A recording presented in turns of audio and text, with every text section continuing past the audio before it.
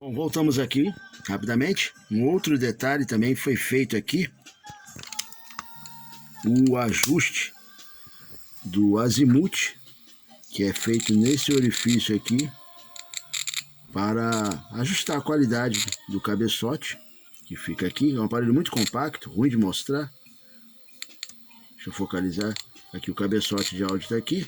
E aqui o ajuste do azimuth, é um parafusinho com a mola que você ajusta a qualidade mais aguda do áudio reproduzido por ele.